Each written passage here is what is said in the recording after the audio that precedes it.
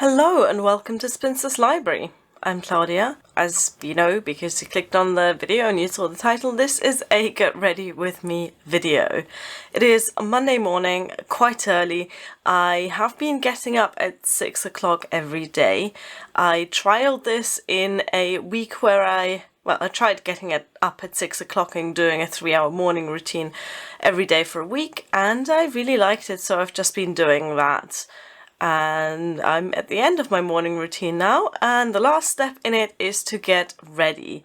So there are a few things that I wanted to talk about in today's video, because I know a lot of you don't follow me on Twitter. If you do follow me on Twitter, then you probably already know all of these things. If you don't follow me on Twitter, you should follow me on Twitter, link in the description box, because that's where I tend to talk about, you know, just generally what's going on. I know YouTube really wants me to use the community tab, but as a viewer myself, as a subscriber, I don't check the community tab. Sometimes I see one of the community cards and I'll click on it and read whatever's going on, but I never use the community tab myself. So I think the most natural form of medium to use for, you know, announcements and stuff on YouTube is video, and that's what this is about really. And while I'm going to talk about, you know, what's going on, I'll also be doing my makeup. Let's see if I manage. I'll put a list of the makeup that I use in the description box. I'm not going to mention it now in the video because, like I said, this video isn't really about makeup. It's just a kind of time-saving thing. Although most of you won't be able to get the products because quite a lot of the brands that I'm using are specific European brands that I know you can't get outside of certain countries. So the first exciting thing that you may have noticed, I don't know because I'm trying it out for the first time, is I have a new microphone. I was using a lapel microphone that I bought for like £7 a year and a half ago, but now I managed to get my hands on a completely free Rode microphone that is attached to my camera. This is a slightly convoluted story, so bear with me. I started this podcast about Harry Potter, right? It's called Have a Biscuit Potter, it's linked in the description box. And a few weeks after starting the podcast, I saw a posting for a podcasting competition. And the podcasting competition was run by the microphone company Rode. They wanted you to submit a 2-minute podcast about a topic of your choice that they would then judge on audio quality as well as content. Now, I had only just started my podcast. I knew I wasn't going to win this, but I thought it'd be a nice challenge for me, a nice kind of task, yeah, something to try my hand at. So I recorded a 2-minute podcast and I submitted it. And of course I didn't win the big prize. The big prize was something like, you know, a studio setup that was worth tens of thousands of pounds. However, I was in the first 500 people to submit their 2-minute podcast. And the first 500 people to submit their podcast got a free microphone, which is really cool. So the microphone that they gave away was called the Rode something interview kit. And it was 2 lapel microphones. So you can, the idea is you clip one on yourself and one on someone else, and it's got a single audio input so you can record interviews with that. I thought that was really cool, you know, something I would have used for example, book hauls with the guest spinster Robin and, you know, other things like that where I have guests on. But that said, that specific microphone was only usable with iPhones, which I don't have. I don't have an iPhone, I have an Android phone. And anyway, I film on my camera. When the microphone came in the post, I put it up on eBay, I sold it for £140, and then I bought myself this little microphone for £40. So the microphone I've got now is also a Rode microphone. I think it's called the Rode Micro Video microphone or something. I'll put a link in the description box, I can't remember these things. And it's a microphone that I've seen quite a few YouTubers use. In particular, there's one YouTuber called Jessica Kellgren Frozard, who I've been following for a long time. She's not a booktuber, she does videos about... Beetle, are you done sneezing down there? I don't know if the microphone's good enough to pick up Beetle's sneezing.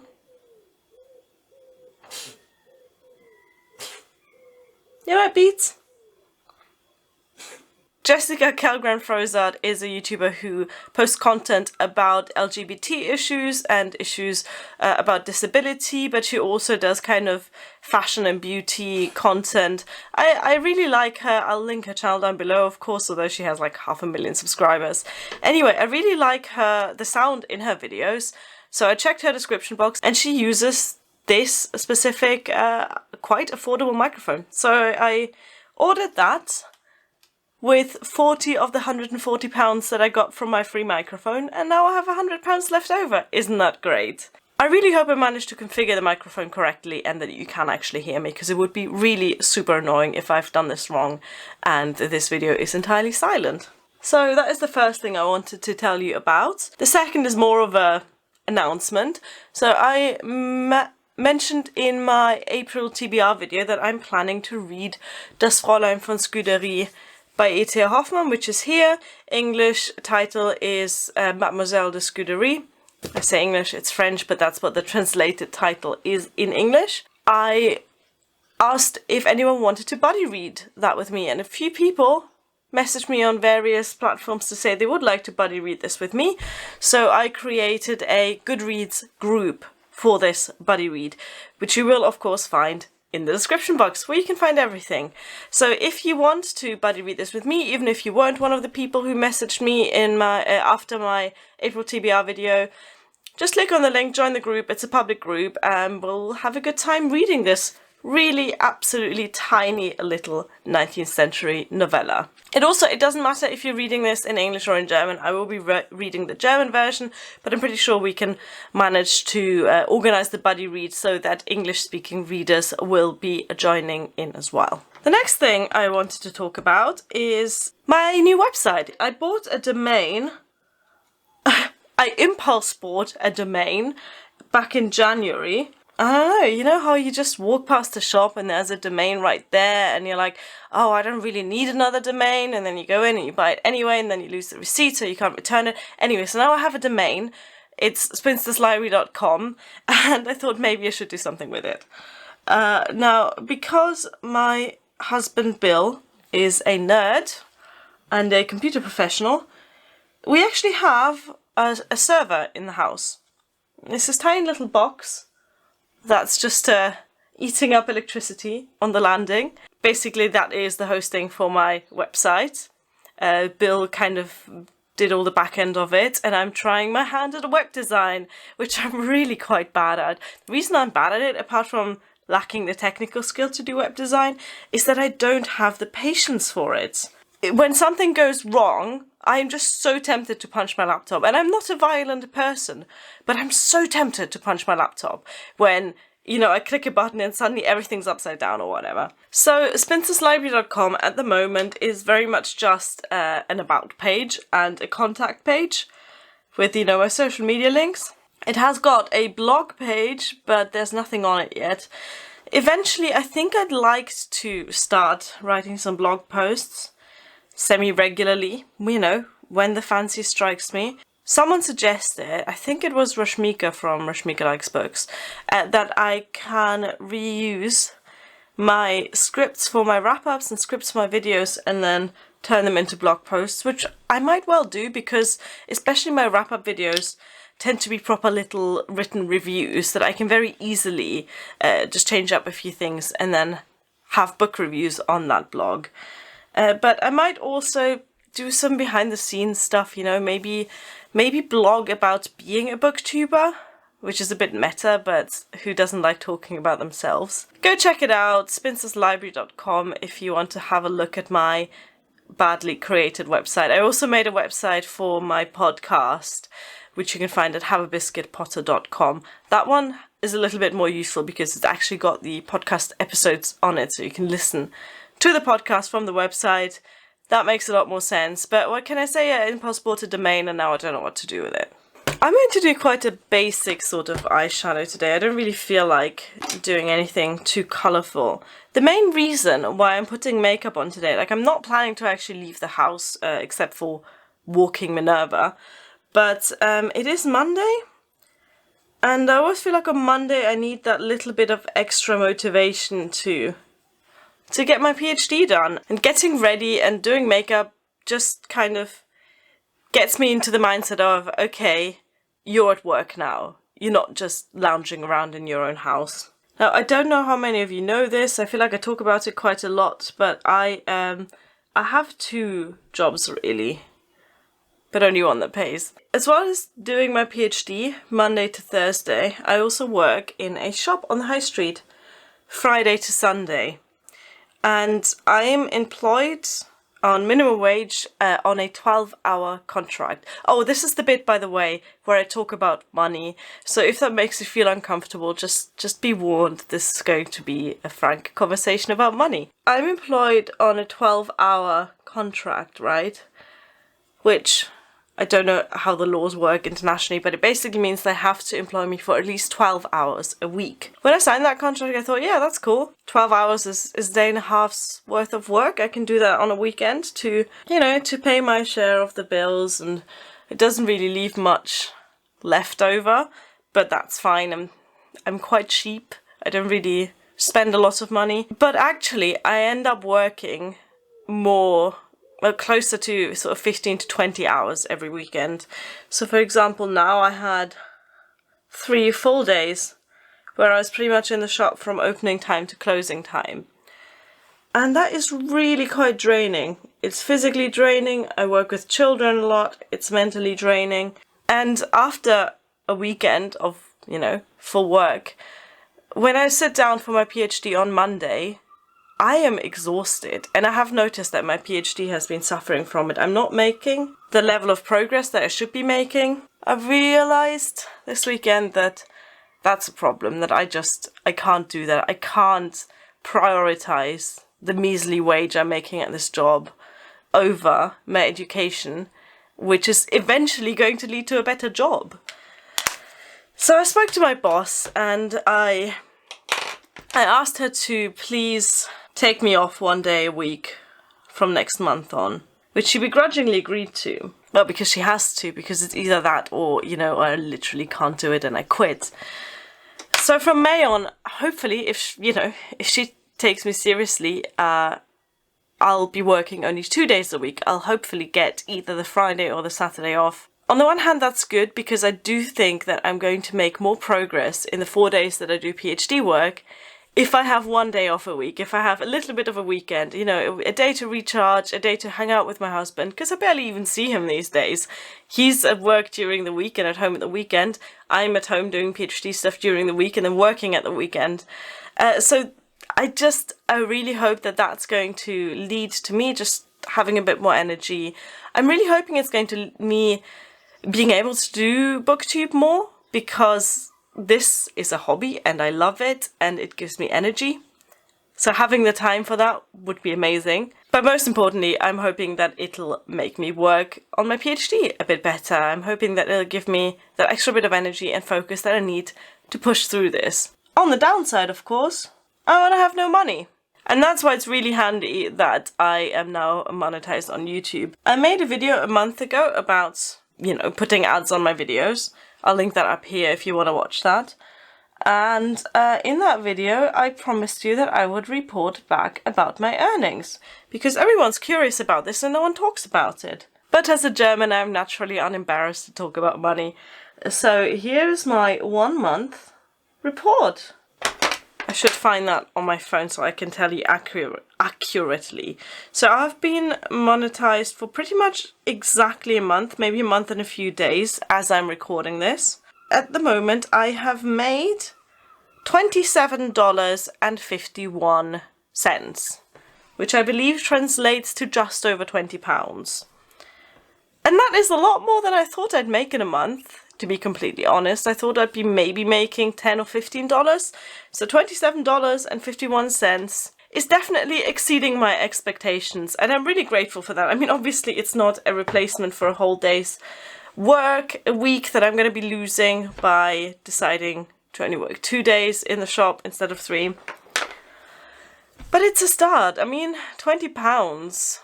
Like, I have to work for almost 3 hours to make that at the job. And my husband Bill rightly pointed out that if I look at this money as a salary for doing YouTube, then I am criminally underpaid, because even just, for example, this video, which I'm doing incidentally while getting ready, like I haven't put any effort into the planning or scripting of this video, but even for this video to go from the point of recording to the point of upload, it's going to take at least 1 hour, probably closer to 2 hours of editing, and then making the thumbnail, writing the description, uploading it, checking everything's okay. You know, there's a lot of work that goes into that. So if I look at $27.51 as a salary, then that's not worth it. But if I look at this money as something I'm getting as a bonus for a hobby that I would do anyway, and that's amazing. That's free money. I'm loving it. So thank you so much for all of you who have supported me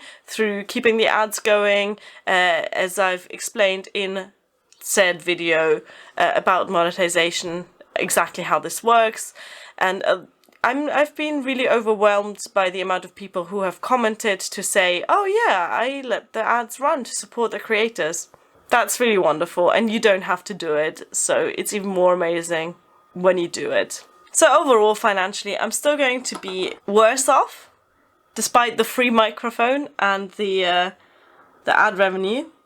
But my PhD is more important, my education is more important, and my mental health is most important. It's not worth the burnout, you know, getting a tiny bit more money from doing an extra day's work is not worth the mental burnout. The other thing with my job is that it's not a very rewarding job. I don't know if you've ever worked in retail, but you just feel like a cog in the machine. And in this economy, the machine is on its way out. The machine is dying. All of the pressure to hit sales targets, all of the pressure to keep the machine running is on the shoulders of the least paid, most stressed members of the company. So it's a mentally quite stressful job, and like I said, it doesn't feel very worthwhile. I've done plenty of jobs in the past, from working in factories to teaching guitar, babysitting. Most of the jobs that I've done in the past have been in childcare, actually. I think that's because my mum is a nursery teacher. So she's always had the contacts, she always knew which parents needed babysitting, or which children wanted to learn an instrument, or which teenagers needed help with their English homework. So I've always kind of worked with kids. While I really dislike children, I'm not a fan of children. I don't really like them. But despite my dislike of children, working with them has always made me feel like I'm doing something good in the world. You know, you have a kid who wants to learn something and you're able to teach them that. That is rewarding, that is good. Or if you have a parent who really wants to go to date night or to choir night and you can look after their child for a night, that's good. Or, you know, working in summer camp, looking after the kids so the parents can have some free time, that's all good. But the job that I'm currently doing, which is basically selling some very expensive products to a lot of parents who can barely afford it, but who feel like they have to get the best for their children, it doesn't feel that great, and I don't really get that same sense of satisfaction from working in retail as I have in my previous jobs. Well, that was a random tangent. I hope my boss isn't watching. And I'm almost done with my makeup. So I'm really cheap, so I use my lipstick as a cream blush because I haven't currently got a cream blush. And so I'm going to use that on my cheeks like such. Try and get it more or less symmetrical, which I failed to do. No one's going to see this.